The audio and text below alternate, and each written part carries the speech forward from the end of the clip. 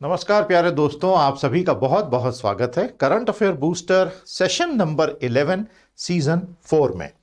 तो दोस्तों, आज हम आ गए हमारे 11वें सेशन पर। जनवरी के महीने में मैंने 20 सेशंस कमिट किए हैं। 31 जैन तक 20 सेशंस आपको दे दूंगा। चलिए दोस्तों, पूरे जोश के साथ काम शुरू किया जाए। तो कमेंट थ्रेड में एक बार करके दिखाएंगे, लिख दीजिए। स्पिरिट पॉजिटिव होना बहुत जरूरी है। उसी पॉजिटिव स्पिरिट के साथ लाइक भी करें, शेयर भी करें और अपने दोस्तों को चैनल के साथ जरूर जोड़ें।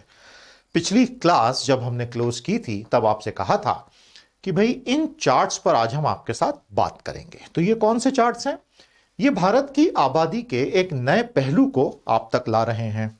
कौन सा पहलू? What a greying population holds for India. मतलब अब आने वाले दशकों में भारत के सामने एक नई चुनौती आने वाली है, और वो है हमारे यहां ग्रेइंग पॉपुलेशन यानी वयोवृद्ध नागरिकों की तादाद में होने वाली वृद्धि, प्रतिशत में होने वाली वृद्धि। हमने पिछली क्लास में एक देखा था कि भारत में आज डेमोग्राफिक डिविडेंड की स्थिति है, which was defined as the working age population being more than the remaining population। तो जनसांख्यिकी लाभांश जो हम कहते हैं दोस्तों, डेमोग्राफिक डिविडेंड, उसकी परिभाषा मैंने आपके साथ डिस्कस की थी और भारत की पॉपुलेशन और फर्टिलिटी रेट्स पर बात की थी। याद आ रहा है आपको? गुड। जब आपकी कार्यशील आयु की आबादी, कार्यशील आयु वाली आबादी जो होती है, या वर्किंग एज पॉपुलेशन 16 to 64 मोटे तौर पर मानते हैं, वो बचे हुए लोगों से ज्यादा होती है, यानी 16 से कम के बच्चे, 64 से आगे के वयोवृद्ध नागरिक, सीनियर सिटीजन, बूढ़े। तो हम कहते हैं कि भाई कमाने वाले ज्यादा हैं और नहीं कमाने वाले कम हैं। वो हमारा डिविडेंड है। लेकिन अल्टीमेटली हर देश के पास ये गोल्डन पीरियड कुछ लिमिटेड समय के लिए होता है और वो फिर समाप्त हो जाता है।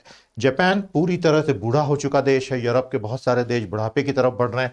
भारत अभी फिलहाल 10, 15, 20 साल तो काफी युवा रहेगा, लेकिन उसके बाद ये भी समाप्त हो जाएगा। तो जब वैसा होगा तब क्या होगा? हाल ही में मिनिस्ट्री ऑफ हेल्थ ने, doctor Harshvardhan, longitudinal ageing study of India, बहुत बड़ी एक स्टडी उन्होंने जारी की। उसका आप अगर पीडीएफ रिपोर्ट पढ़ेंगे मिनिस्ट्री की साइट से, बहुत ही लंबी चौड़ी रिपोर्ट है और बहुत बारीकी से भारत की आबादी पर ऐसे ऐसे खुलासे उसमें हुए हैं जो सीखने के लिए, पढ़ने के लिए बहुत अच्छे हैं। तो ये जो longitudinal ageing study of India लैसी है, ये परीक्षा के लिए भी बहुत इंपॉर्टेंट है। इसमें भारत के वयोवृद्ध नागरिकों के केस में क्या होगा वो बता रहे हैं। भारत की आबादी में, जनसांख्यिकी में 2050 तक आमूलचूल परिवर्तन आने वाला है। और यह परिवर्तन क्या होगा? यह परिवर्तन आपके सामने है। बहुत ही बढ़िया चार्ट है ये। 1950, 75, 2000, 2025, 2050। तो हम ऑलमोस्ट 2025 में पहुंच गए दोस्तों। अलग अलग आबादी में प्रतिशत, तो जो बच्चे हैं 0 से 14 वर्ष के, नवजात शिशु से 14 साल, आप देखेंगे ये नंबर लगातार कम होता जा रहा है प्रतिशत में, क्योंकि भारत की फर्टिलिटी गिर के 2.1 हो चुकी है, रिप्लेसमेंट आ चुकी है। ये उसका सबसे बड़ा सबूत है। ये जो ग्रीन में आप देख रहे हैं वर्किंग एज पॉपुलेशन 15-16 से 59 इसमें लिया है, 64 लेते हैं कई देशों में। ये लगातार बढ़ता जा रहा है। तो हमारा गोल्डन पीरियड है, लेकिन यहां से ये घटना शुरू हो जाएगा। और जो बूढ़ी आबादी हमारी रहेगी, older adult population 45 and above, orange में आप देख रहे हैं, तो ये अधेड़ अवस्था के लोग ये बढ़ गए। और जो एकदम 75 एंड अबव हैं उनकी संख्या भी बड़ी हो जाएगी। तो ये बड़े स्ट्रक्चरल चेंजेस हैं। अब आप यहां देख रहे हैं birth rate will continue to decline. आज हम कहां आ गए हैं दोस्तों? आज हम यहां पर आ गए हैं। और यहां आप देख रहे हैं ये पर 1000 होता है crude birth rate, crude death rate जो होता है, बहुत तेजी से गिरना शुरू हो गया है। प्रॉब्लम यह है कि हमारा डेथ रेट भी इतना गिर गया है कि आबादी कम होने का नाम नहीं लेती, because people have started living far longer than they used to. तो मेरा पहला सवाल नोट करें, थोड़ा रिसर्च कीजिएगा। Define the concepts of crude birth rate and crude death rate. ये आज का पहला सवाल। वॉलंटियर्स कंपाइल करें, लोग इनके आंसर्स भी दें तो मजा आएगा। आज का दूसरा सवाल, what kind of challenges will a greying population force upon the various brands and companies of India. Bharat के अलग अलग ब्रांड्स पर और कंपनियों पर तेजी से बूढ़ी आबादी का क्या प्रभाव या क्या दबाव पड़ेगा, क्योंकि आपके प्रोडक्ट्स आपको रीडिजाइन करने पड़ेंगे। आप बात समझ रहे हैं दोस्तों? किस प्रकार राज्यवार जनसांख्यिकी में परिवर्तन होगा, यह सारे भारत सरकार के आंकड़े हैं। अब जो सबसे बड़ी बात होगी वो है बीमारी, हेल्थ एक्सपेंडिचर। वैसे भी पैंडेमिक के कारण आने वाले सालों में भारत का कैपिटल एक्सपेंडिचर बहुत सफर होगा, वो आपको इस बजट में ही समझ में आ जाएगा, क्योंकि सरकार को हेल्थ पे बहुत सारे पैसे डाइवर्ट करने पड़ेंगे। वैसे तो करने ही चाहिए, लेकिन हम अभी तक नहीं करते थे। दूसरा है चाइना का प्रेशर, तो डिफेंस पे बहुत कुछ डाइवर्ट होगा, हो सकता है 5 साल का प्लान आ जाए। तो ये सब के चलते इसे देखना बहुत आवश्यक होगा। तो ये बहुत अच्छे चार्ट्स हैं, उम्मीद करूंगा आप इसे बहुत अच्छे से देखेंगे।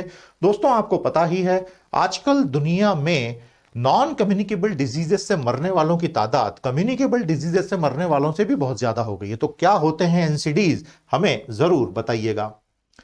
आपको याद होगा मैंने एक हफ्ता पहले एक नॉलेज सीरीज में प्रस्तुत किया था एक सेशन, जिसमें मैंने आपके साथ भारत के जीडीपी के डायरेक्शन के बारे में बात की थी। Do you recall this? 2030 तक हम कहां पहुंचेंगे? आई होप आपको याद है। यह मेरा अपना एनालिसिस था और मैंने आपसे कहा था कि हम सभी चाहते हैं कि 5 ट्रिलियन का टारगेट जो पहले सेट किया गया था वो पूरा हो, लेकिन आज जो ट्रेंड ग्रोथ जीडीपी की दिख रही है उसको देखते हुए तो नहीं लगता कि 2030 के पहले होगा। ये मैंने अपना एनालिसिस आपको पहले दिया था। दोस्तों, नॉलेज सीरीज मेरी अलग से चल रही है, मैंने अभी तक 2 ही सेशंस दिए हैं उसमें। मैं कोशिश करूंगा आने वाले मंडे से रोजाना आपको एक एक सेशन कम से कम 10 से 15 मिनट का अलग से डेडिकेटेड दूं। पूरी कोशिश रहेगी उन सेशंस को भी ध्यान से देखें। व्हाट्सएप प्रिवेसी वाला कैसा लगा आपको? काफी गहराई में जाके पढ़ा है मैंने उसमें। उम्मीद करता हूं आपको गहराई में जाके पढ़ने से कोई कोफ्त नहीं होती है, मजा आता है।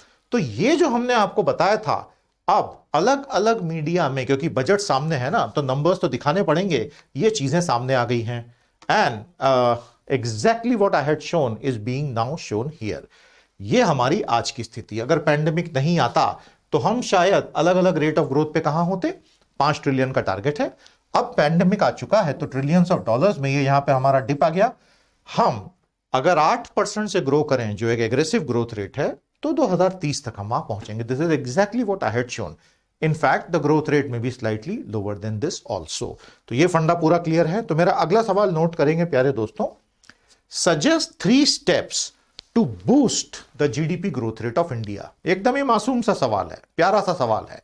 भारत के जीडीपी वृद्धि दर में गति लाने के लिए 3 सुझाव दीजिए। अगर आपने मेरा वो इंडियन इकोनॉमी अपडेट देखा है ना नॉलेज सीरीज का, तो यार आपको 3 सजेशंस तो पता है।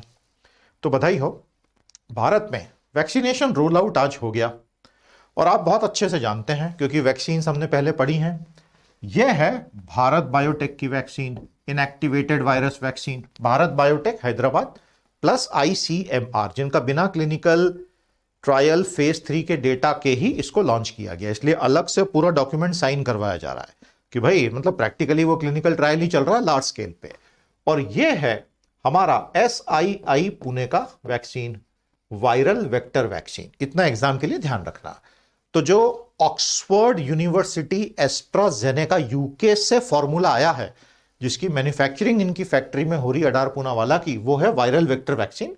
और हमारी भारत बायोटेक काफी रेप्यूटेड कंपनी है, श्री एला उसके मालिक हैं, और ICMR Indian council of medical research ने मिलकर इनएक्टिवेटेड वायरस वैक्सीन बनाई है। ये दोनों भारत में आज से लगना शुरू हो गई, लाखों लोगों को लग चुकी है। और उसमें कई लोगों ने भारत बायोटेक की वैक्सीन को लेकर बहुत सवाल भी किए। सरकार ने कहा डरने की कोई जरूरत नहीं है, एवरीथिंग विल बी फाइन, क्योंकि सब कुछ टेस्टेड है वगैरह। तो India has started administering 2 vaccines to lakhs of citizens. अच्छी बात यह है कि यह शुरू हो गया। अब सरकार ने सब सोच समझ के ही किया है।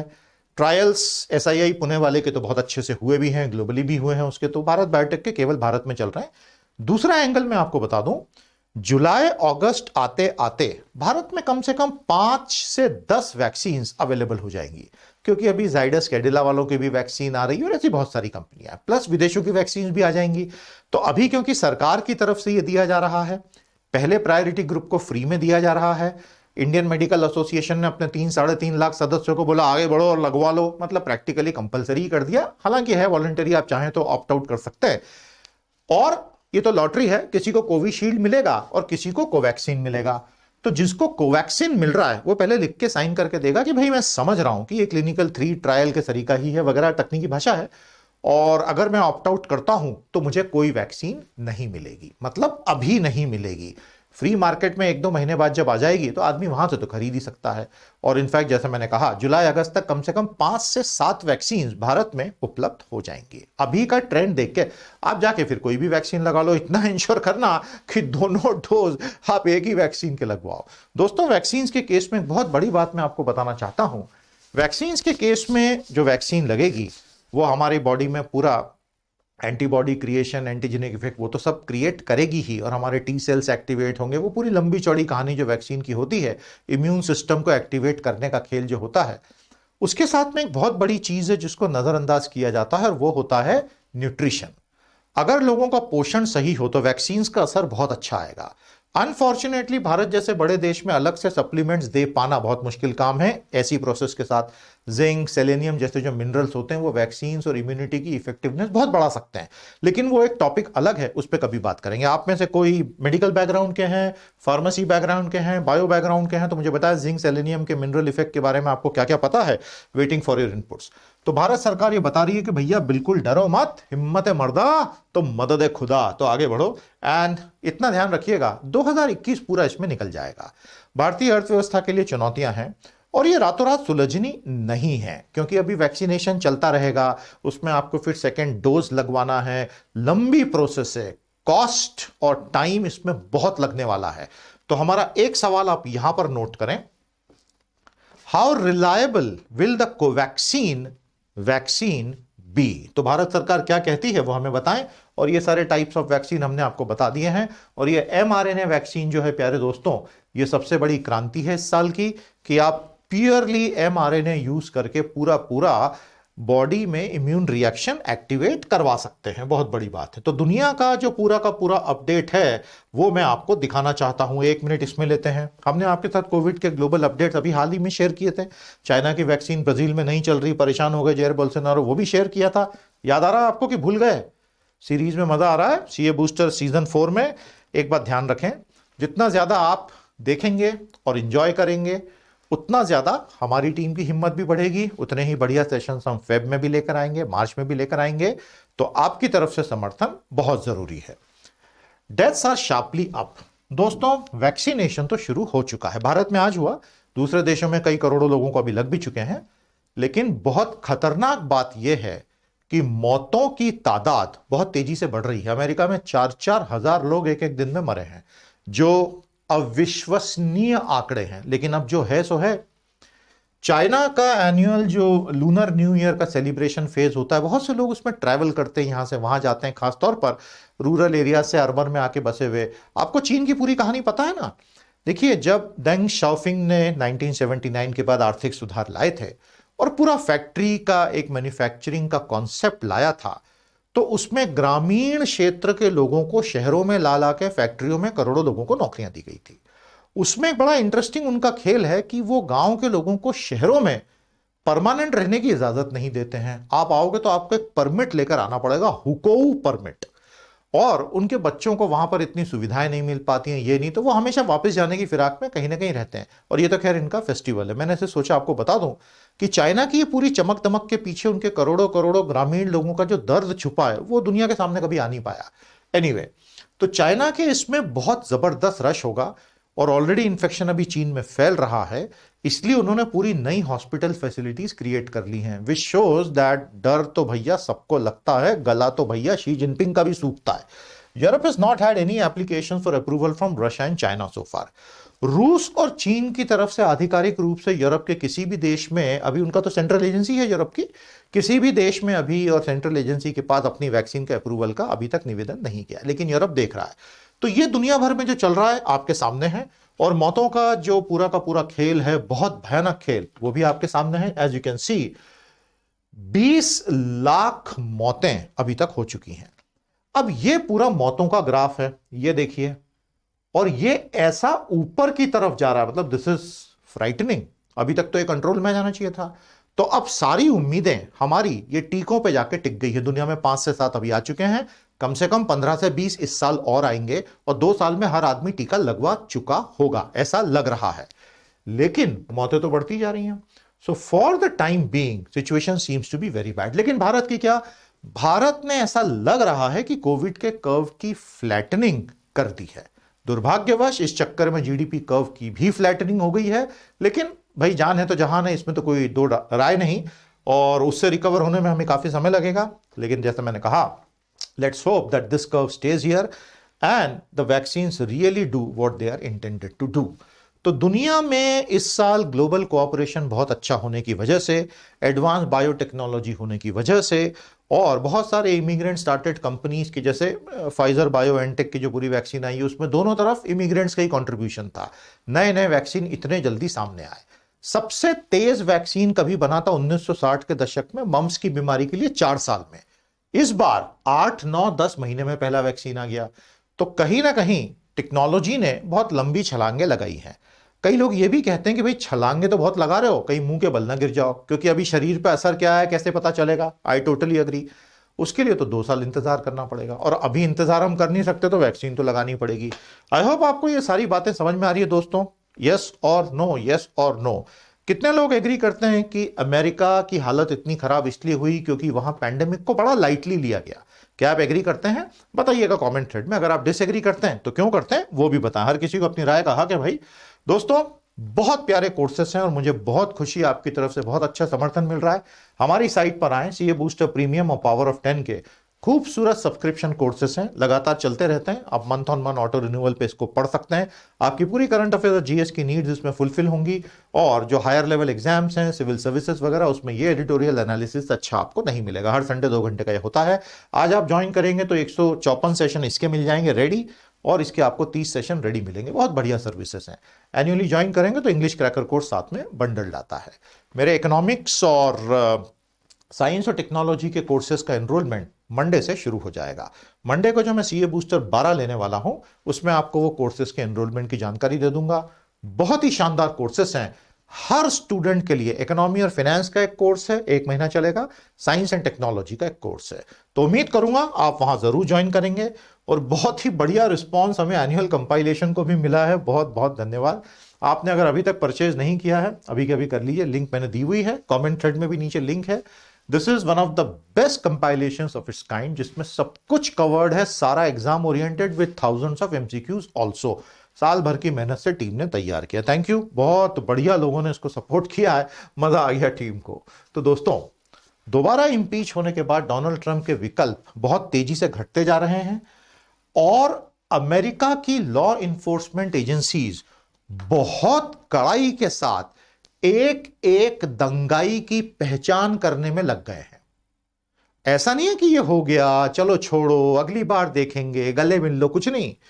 एफबीआई हो गया, लोकल लॉ इन्फोर्समेंट हो गया, पुलिस डिपार्टमेंट्स हो गए अमेरिका के, वो सब इनमें से एक एक को फेसबुक से, ट्विटर से, इंस्टाग्राम से, डेटिंग एप्लीकेशन से आइडेंटिफाई कर रहे हैं।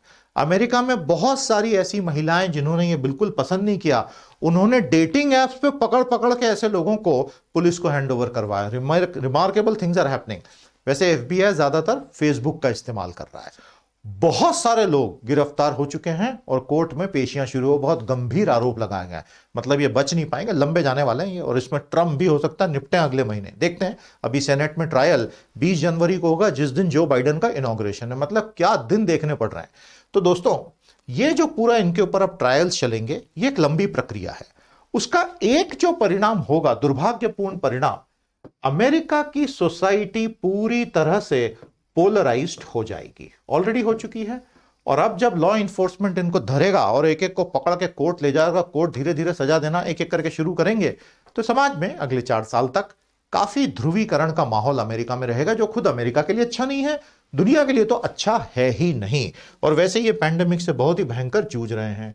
तो फाइनल ट्रायल जो बाइडेन का जिस दिन इनॉग्रेशन डे है, शपथ ग्रहण समारोह, तो गॉड ब्लेस अमेरिका, वो बोलेंगे। और उसी समय नैन्सी पेलोसी ने कहा है कि nobody is above the law, और ट्रायल तो होगा। और सेनेट में चेयरपर्सन रहेंगी वाइस प्रेसिडेंट कमाला हैरिस, और उस वक्त इनका ट्रायल शुरू हो जाएगा। और अगर ये पूरी तरह से कन्विक्ट हो गए तो गिरफ्तारी भी हो जाएगी। तो ये बहुत बड़ा टर्निंग पॉइंट है दोस्तों। पोलराइजेशन और रेडिकलाइजेशन जब एक बार सोसाइटी का हो जाता है, तो फिर वो बरसों तक अपने नॉर्मल स्टेट में नहीं आ पाता। इतिहास पिछले 100 साल का इस बात का गवाह है। इसमें बिग टेक कंपनियों का, प्लेटफॉर्म्स का बहुत बड़ा योगदान रहा है। अब जो ट्रंप के समर्थक हैं, आप में से भी कई होंगे, उनका ऐसा कहना है कि काहे का पोलराइजेशन, काहे का रेडिकलाइजेशन, जो हो रहा है बिल्कुल सही तो हो रहा है, you are entitled to your views, कौन क्या कर सकता है। तो ये समझ में आ गया आपको पूरा। माय डियर स्टूडेंट्स, मेरा अगला सवाल नोट करें, what is the definition of rule of law. मैं अक्सर इस बारे में बात करता हूं। तो जब हम कहते हैं कानून का राज है, नैन्सी पेलोसी ने कहा ना भाई अमेरिका में रूल ऑफ लॉ है, तो इसके मायने क्या है, आपके शब्दों में हमें बताएं, सरल शब्दों में बताएं, लंबी चौड़ी हम लेक्चरबाजी नहीं करें, कि रूल ऑफ लॉ होता क्या है। किसी भी देश में जब हम आर्थिक वृद्धि की बात करते हैं, तरक्की की बात करते हैं, हमेशा एक बात ध्यान रखना, इन्वेस्टर्स तब आएंगे जब उनको लगेगा कि यहां कानून का राज है भैया, तो उसको भी थोड़ा सेफ लगेगा। इसीलिए चाइना के भी ट्रिलियंस ऑफ डॉलर्स अमेरिका में इन्वेस्टेड हैं, क्योंकि अमेरिका पे सबको भरोसा है, चाइना का खुद का पैसा बहुत वहां लगा हुआ है। तो अगर अमेरिका गिरता है तो उसमें चीन का बहुत भयंकर नुकसान है। और इनफैक्ट जिस तरह से अमेरिका और चाइना आपस में गुथ गए हैं ट्रिलियंस ऑफ डॉलर्स से, even China wouldn't want to completely decouple. हो सकता है जो बाइडेन वो जो डीकपलिंग अभी चल रही है उसको थोड़ा सा रोक भी दें, एटलीस्ट स्ट्रेटेजिक फ्रंट पे तो रोक ही लें, टैक्टिकली करते रहेंगे वगैरह वगैरह। वो एक न्यूज में आगे और कवर करूंगा। समझ में आ रहे हैं सारे बात, नए नए टर्म्स आते जाते हैं। आप में से कई स्कूल स्टूडेंट्स हैं जो जुड़े हुए हैं, मुझे अच्छा लग रहा है देखकर। दोस्तों, भारत में एक बहुत ही लंबा चौड़ा फ्रॉड चल रहा है, इंस्टेंट लोन स्कैम। मेरी आपसे गुजारिश है, खासतौर पर माता पिताओं से, अपने बच्चों के लिए, गलती से भी ये इंस्टेंट लोन एप्स के घोटाले में फंस मत जाना। बहुत खतरनाक घोटाला है। अलग अलग घोटालेबाज हैं, उनमें से कई तो चाइनीज हैं, क्योंकि चाइना में ये स्कैम बहुत कॉमन है। ऐप होती है, प्ले स्टोर से आप डाउनलोड करते हैं, बेसिक केवाईसी हो जाता है और आपको बोलते हैं कितना पैसा चाहिए। अब आपको जरूरत है 25,000 की, चलो ले लो, और आपको वहीं का वहीं सैंक्शन हो जाता है पैसा। तो आप भयंकर खुश, और आपने वो 25,000 से जो करना था वो कर लिया। अब 7 दिन बाद पेमेंट की डेट आ जाती है, अब आप देने की स्थिति में नहीं है। तो ये ऐप वाले इतने खतरनाक हैं कि आपने जब पैसा लिया था तो आप बहुत गरज में थे, आपने टर्म्स एंड कंडीशंस पढ़ी नहीं, उन्होंने आपकी पूरी फोन बुक का एक्सेस ले लिया, कॉन्टैक्ट्स का एक्सेस ले लिया, हर चीज का। अब वो आपके एक एक कॉन्टैक्ट का फोन लगाते हैं कि कैसा आदमी है, चोर है, पैसा ही नहीं दे रहा है। आपकी इतनी भीषण सामाजिक बदनामी हो जाती है कि कई लोग आत्महत्या कर लेते हैं। ये बहुत खतरनाक ऐप्स हैं। इसमें दूसरा खेल यह है कि एक ऐप से आपने पैसा लिया, चुका नहीं पाए, तो वो बोलते हैं कोई बात नहीं, अगला लोन ले लो।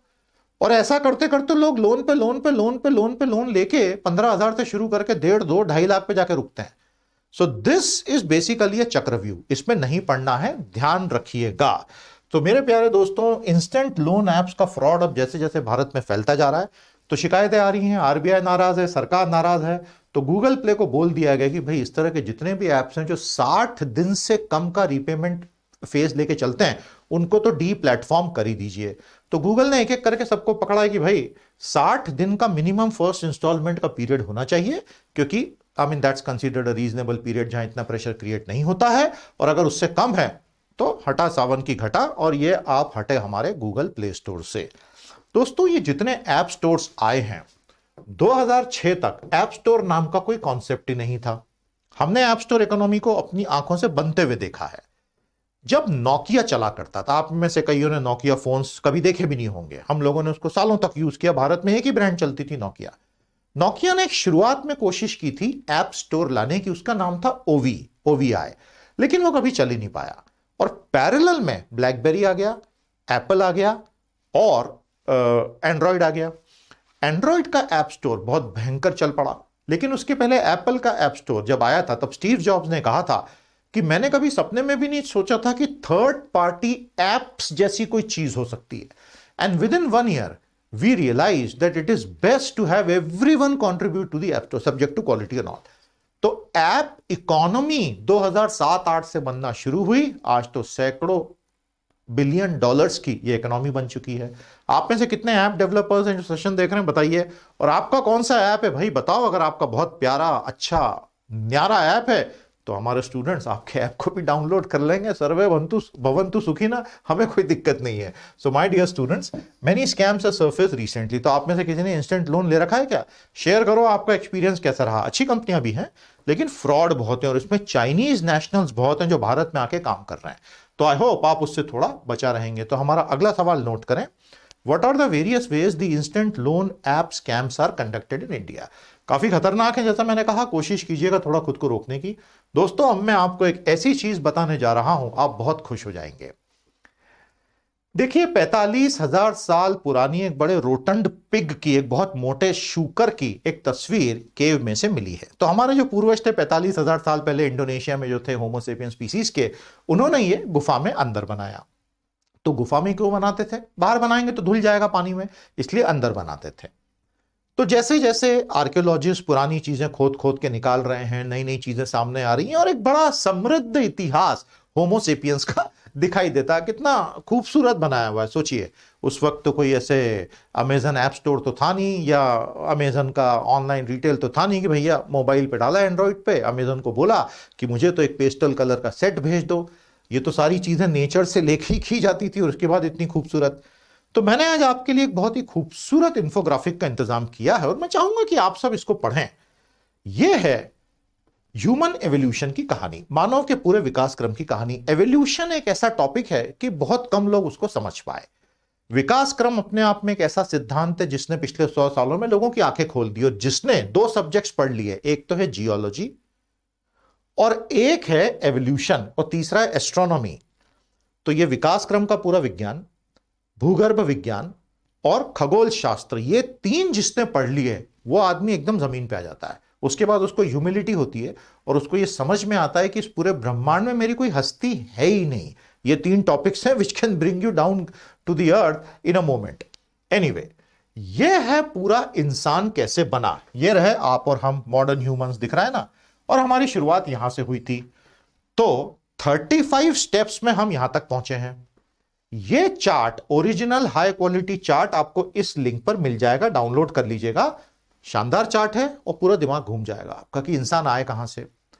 तो आज अब मैं एवोल्यूशन पे, अगर आप चाहते हैं कि मैं एक डेडिकेटेड सेशन पूरा लूं तो आप बता दीजिएगा कमेंट थ्रेड में। हमारी तपस्या सीरीज बहुत जल्दी रीस्टार्ट होगी, उसमें मैं एवोल्यूशन पे एक डेडिकेटेड 2 घंटे का सेशन आपके लिए ले लूंगा। ये क्योंकि टॉपिक लोगों को पता होना चाहिए। मासूम लोग कई बार एक सवाल पूछते हैं, एवोल्यूशन सब फर्जी है क्यों? अच्छा, हम बंदरों से आए तो बंदर अभी तक यहां कैसे हैं? अब उनकी गलती नहीं, उनको किसी ने पढ़ाया नहीं अभी तक। देखिए, हम बंदरों से आए और बंदर अभी तक यहां हैं, तो ऐसा कैसे हो गया? उसका एक ही जवाब है, फिश। हम और बंदर सब मछलियों से आए हैं, ये पता था आपको? और मछलियों में भी एक ऐसी विलेन थी जिसकी वजह से हमें यह सब करना पड़ रहा, नहीं तो अभी शांति से हम समुद्र में तैर रहे होते। वो थी इस रेंज में तिकतालीक। तिकतालीक नाम की एक मछली थी, TIKTAALIK, तिकतालीक, जो पहली बार पानी से जमीन पर आ गई। अगर वो नहीं आई होती तो अभी आप और हम सब समुद्र में होते। क्यों आई यार भाई? तिकतालीक से पूरा का पूरा ट्रांजिशन मछलियों से इंसानों की तरफ होना शुरू हुआ, और उसी से सारे वानर भी निकले और उनका अपना एवोल्यूशन चल रहा है। मजेदार विज्ञान है और इसलिए मैं हमेशा इस पे बात करता हूं, क्योंकि लोगों में साइंटिफिक टेम्परामेंट होना चाहिए। मेरे 2 सवाल नोट कर लें। How did Tiktaalik make a profound change to the story of mankind? पहला, और इससे जुड़ा मेरा दूसरा सवाल, what do we mean by a scientific temperament? एक वैज्ञानिक सोच का क्या अर्थ होता है? मजा आ रहा है? सो तो नहीं गए? क्योंकि आजकल के लोगों को साइंस में रुचि थोड़ी कमी हो गई है यार, लेकिन अब क्या करें, पढ़ना तो पड़ेगा। तो हमने सोचा भी अगली कहानी भी साइंस की ही लेकर आ जाएं। दोस्तों, पिछले 50 साल में स्पेस रेस चालू हो गई। स्पेस रेस क्या होती है? हर देश अपने अपने सैटेलाइट भेजे जा रहा है। इलॉन मस्क की अलग ही घुड़दौड़ चल रही है, जेफरी बीजोस का अश्वमेध यज्ञ अलग ही चल रहा है। मैं तो 10,000 सैटेलाइट डाल दूंगा, बोलता मैं तो, तू 10,000 डालेगा, मैं 10,001 डालूंगा। अब इसके चक्कर में क्या हो रहा है? There is a lot of space debris which is getting collected. 50, 60, 70 साल की स्पेस फ्लाइट में बहुत से ऊपर ऐसे टुकड़े हैं जो एक दूसरे से टकरा के हजारों टुकड़ों में तब्दील हो गए। बुलेट की गति से घूम रहे हैं, ऊपर तो ऑर्बिटल स्पीड बहुत भयंकर होती है। तो छोटा सा लोहे का टुकड़ा भी एक फुली फंक्शनल सैटेलाइट में अगर घुस गया तो और 1000 नए टुकड़े। तो दीज आर रियल डेंजर्स। दुनिया भर के वैज्ञानिक और सरकारें अब बहुत डर गए कि ये जो डेब्री है, डेब्री बोलते हैं, इसका प्रोनाउंसिएशन डेब्रिस नहीं होता, डेब्री, कचरा, मतलब अंतरिक्ष कचरा, अब ये खतरनाक रूप से ज्यादा हो गया है और उसको अब कोशिश की जा रही कि इस कचरे को पकड़ा जाए। स्वच्छ भारत अभियान, स्वच्छ भारत अभियान अब अंतरिक्ष में होगा। Various projects are being worked out, और अब इंटरनेट थ्रू स्पेस की जब हम बात करें, ब्रॉडबैंड बाय या स्पेस इंटरनेट, तो उसमें तो हजारों नए सैटेलाइट्स आएंगे। तो इसको हटाने के तरीके क्या हैं और कौन कौन देशों ने अभी तक सबसे ज्यादा कचरा किया है? सबसे ज्यादा कचरा किया है Russia, USA, China, France, India and others. तो भाई आप आगे बढ़ोगे तो कचरा भी फैलेगा ही। और ये पूरा बहुत अच्छा इन्फोग्राफिक आप देखिएगा। तो इसको कैसे पकड़ सकते हैं? लेजर बीम्स की बात हुई है, फिर नेट्स डाल के एक सैटेलाइट से पकड़ के खींचेंगे, ऐसे बहुत से प्रोजेक्ट्स चल रहे हैं। अभी तक कोई बड़ी सफलता नहीं मिली है, लेकिन आने वाले सालों में करना ही पड़ेगा, because otherwise the collateral damage would be very very high. समझ में आ गया कॉन्सेप्ट? तो मेरा अगला सवाल नोट करें। Explain the concept of space debris and suggest certain methods to clean it up. अगर इसको क्लीन करना होता तो आप कौन से मेथड सजेस्ट करते, जरूर बताइए। दोस्तों आज से 10 साल के बाद स्पेस टेक्नोलॉजी एकदम हमारे अखबारों के फ्रंट पेज में। एक आधा हिस्सा रहेगा क्लाइमेट चेंज की खबरों के लिए, बचा आधा हिस्सा रहेगा स्पेस टेक्नोलॉजी के लिए। नीचे थोड़ी कोविड की खबरें भी छपती रहेंगी। सर क्या बात कर रहे हो, 10 साल बाद भी कोविड? अगला आ जाएगा ना तब तक। अरे नहीं यार, नहीं, मजाक कर रहा हूं। माय डियर स्टूडेंट्स, जाते जाते ट्रम्प साहब ये बोल रहे हैं कि भाई जाते जाते भी मैं थोड़ी पिटाई तो तुम्हारी लगाऊंगा। अच्छी बात है, लगाओ भैया। तो शी जिनपिंग साहब को जाते जाते भी धक्के दे रहे हैं ट्रेड वॉर के तहत। अमेरिकन एडमिनिस्ट्रेशन यानी ट्रम्प की सरकार चाइना की बड़ी बड़ी कंपनियों को पूरी तरह ब्लैकलिस्ट करता जा रहा है, जाते जाते जाते भी, जिसमें जैसा कि आप देख रहे हैं शाओमी को और CNOOC जो साउथ चाइना सी में ऑयल के लिए एक्सप्लोरेशन करता है, इनको ब्लैकलिस्ट किया। अब इसके परिणाम बहुत गंभीर होते हैं। 2 परिणाम होते हैं। पहला परिणाम यह कि इनको टेक्नोलॉजी का एक्सेस ही बंद हो जाता है, मार्केट एक्सेस बंद हो जाता है। और तीसरा, सिक्योरिटीज मार्केट का एक्सेस भी बंद करने की बात कर रहे हैं। तो वो वहां ना कैपिटल रेस करते हैं, ना अपनी लिस्टिंग करवा पाएंगे, बहुत से प्रॉब्लम्स होंगे। And Xi Jinping knows that this is nothing but a strategic war, और वो उनको लड़ना ही पड़ेगा। अब कोलैटरल डैमेज कैसा होता है देखिए। आज आप कोई भी नई गाड़ी खरीदने जाते हैं, 2 लाख की, 3 लाख की, 30 लाख की, 3 करोड़ की, वो आधा तो कंप्यूटर ही होती है। सभी आजकल की मॉडर्न 4 व्हीलर्स में चिप्स लगे होते हैं अलग अलग, पता है ना आपको। ये चिप्स बनते हैं सेमीकंडक्टर फैक्ट्रीज में, जिनको हम कहते हैं fabrication industries, fabs. Donald Trump ने सेमीकंडक्टर व्यापार पे जो प्रतिबंध पिछले साल से लगा रखे हैं, तो number of semiconductor chips which are made for automobiles has gone down drastically and many automakers are unable to produce any more. जी हां, दुनिया के बड़े बड़े ऑटोमेकर्स के पास सेमीकंडक्टर चिप्स की इतनी तंगी हो गई है कि गाड़ियां बनना कम हो गई। तो ऐसे एक इंडस्ट्री का दूसरे पर असर आता है। Chinese drilling firm South China Sea में दिक्कत में है। तो हमारा अगला सवाल नोट करें। Why doesn't India have any major semiconductor fabrication industry? हमारे यहाँ है एक तो इसरो का अपना डेडिकेटेड है वगैरह, but we are not a giant in semiconductors. जैसे साउथ कोरिया वाला है, जैसे कि ताइवान नंबर 1 ही है उसमें। तो बताइएगा। और चाइना और अमेरिका के बीच सारे ट्रेड वॉर के बाद भी China has been able to actually increase its overall trade surplus. मतलब जख्मों पे नमक जाते जाते ट्रम्प साहब को अलग अलग तरीके से जख्मों पे लग रहा है। चाइना का ट्रेड सरप्लस अमेरिका के साथ बढ़ गया ट्रेड वॉर के बाद। इसका क्या मतलब हुआ? इनके प्रोडक्ट्स इतने अच्छे हैं और इतने व्यापक हैं कि रॉ मटेरियल से लेके इंटरमीडिएट गुड्स से लेके फाइनल लेवल कंज्यूमर गुड्स तक लोग इससे निजात पा ही नहीं पा रहे हैं।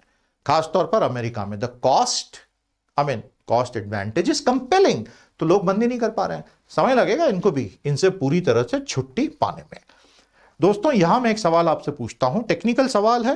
What is the concept of vendor financing? बताइएगा। ग्रेट फायर वॉल सुना है इसके बारे में आपने? चाइना में जो इंटरनेट है उस पर अगर आपने शी जिनपिंग साहब जो हैं वो एक कार्टून कैरेक्टर को रिजेंबल करते हैं, अगर ये लिख दिया, विनी द पू का नाम सुना है?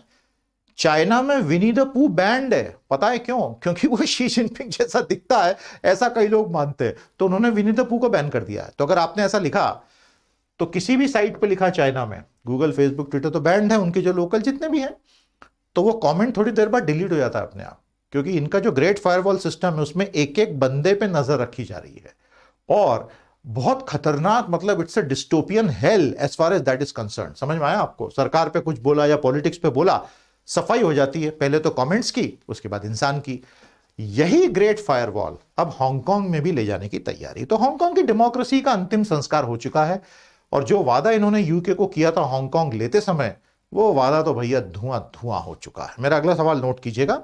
Why did Xi Jinping crack so hard on Hong Kong via the national security act in 2020? बताइएगा। यह है हांगकांग और मकाऊ की कहानी, और यह है ताइवान। ताइवान के साथ वन चाइना पॉलिसी का झगड़ा है, ये इनके झंडे हैं, देख लीजिएगा। दोस्तों इस पे भी हम ज्यादा बात इस वक्त नहीं करेंगे। साउथ चाइना सी है, ईस्ट चाइना सी है। किसानों और केंद्र सरकार के बीच बातचीत पूरी तरह से ठहरी हुई है। बातचीत हो रही है, आगे बिल्कुल भी नहीं बढ़ रहे हैं, क्योंकि दोनों की पोजीशन मैक्सिमलिस्ट ही है। सरकार बोल रही है कानून रिपील नहीं होंगे, किसान बोल रहे हैं तीनों कानूनों को रिपील करने के सिवा कोई रास्ता है नहीं, क्योंकि इनमें हमारे पूरे व्यापार व्यवसाय की आगे मौत है। तो इस पे बहुत चर्चा हुई है। मेरा फार्म लॉस पे एक डेडिकेटेड सेशन अलग से चैनल पर उपलब्ध है, आप देख लीजिएगा। रोज इतने एडिटोरियल हम अलग से हमारे प्रीमियम कोर्स में कवर कर रहे हैं, काफी इनपुट्स हैं। आज मैं आपके लिए एक बहुत अच्छा रीडिंग मटेरियल दे रहा हूं। वीकेंड है, समय होगा आपके पास, थोड़ा समय दीजिएगा। क्या होता है जब बड़ी बड़ी कंपनियां कमोडिटी बाजार में किसानों से चीजें खरीदती है? मोहन गुरुस्वामी बहुत बढ़िया लिखते हैं, कैवियत वेंदितौर सेलर बिवेयर। सेलर यानी किसान।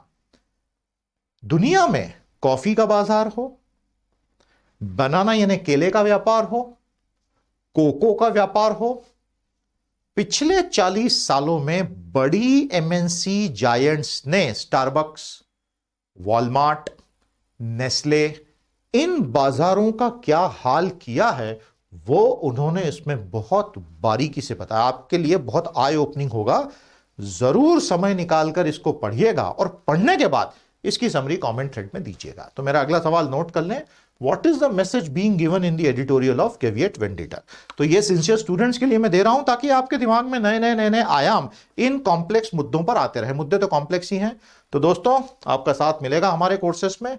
उम्मीद करता हूं आप सब जुड़ेंगे हमारे साथ और पूरा पूरा लाभ इन कोर्सेस का लेते चलेंगे। आज मैं आपको दो बहुत शानदार एडिट्स के साथ छोड़ रहा हूं। यह एडिट हमारा जो पहला एडिट है, भारत में बैड बैंक के प्रोज एंड कॉन्स। क्या ये अच्छा है, क्या ये बुरा है? बैड बैंक बहुत बड़ा कॉन्सेप्ट है, परीक्षा में आ रहा है, ये पढ़ लेना, आपको मजा आएगा। और दूसरा, जो बाइडेन की फॉरेन पॉलिसी टीम आ चुकी है, अच्छी रहेगी बुरी रहेगी अब ये समय बताएगा। इसी के साथ दोस्तों अब आज का सेशन समाप्त करने का समय आ चुका है। कैसा लगा आपको सेशन नंबर 11? 20 तक जाएंगे जनवरी में, और उसके बाद मैं रिव्यू करूंगा। अगर आपका प्यार भरपूर मिला है तो भैया फरवरी में भी सीजन नंबर 5 अनाउंस हो जाएगा। फिलहाल मेरी तरफ से इतना ही। लाइक करें, शेयर करें, लोगों को जोड़ें, और वीकेंड के आपके क्या प्लान्स हैं वो भी जरा हमें बताते चलें। हमने आपसे कहा था स्कैम 1992 हर्षद मेहता की वेब सीरीज जो है सोनी लिव पर है, शायद वो देख लीजिएगा। देखिए ना आपने, बहुत बढ़िया। तो उसके एंड में जो गाना है, मैंने उस पर भी आपसे बात की थी, कई लोगों ने वो गाना लिख के भी बताया कमेंट थ्रेड में। तो आज हम आपसे एक दूसरी चीज पूछते हैं, कौन सा एक गाना है जो आपके दिल को बहुत पसंद है? हिंदी गाना, अंग्रेजी गाना, कोई भी, कमेंट थ्रेड में उसके बोल जो हैं, उसके लिरिक्स जो हैं, इंटरनेट से ढूंढ के लाओ और पेस्ट करो। देखते हैं आपका टेस्ट क्या है। चलिए एनीवे, मेरी तरफ से इतना ही दोस्तों। अब सोमवार को आपसे भेंट होगी। सोमवार को ही मैं आपको मेरे आने वाले इकोनॉमी और साइंस, टेक्नोलॉजी और एग्जीक्यूटिव केबी के सारे कोर्सेज की जानकारी दूंगा। एनरोलमेंट भी शुरू हो जाएगा। That's about it from me. Have a great weekend, enjoy, पढ़ते रहिए, बढ़ते रहिए। नमस्कार।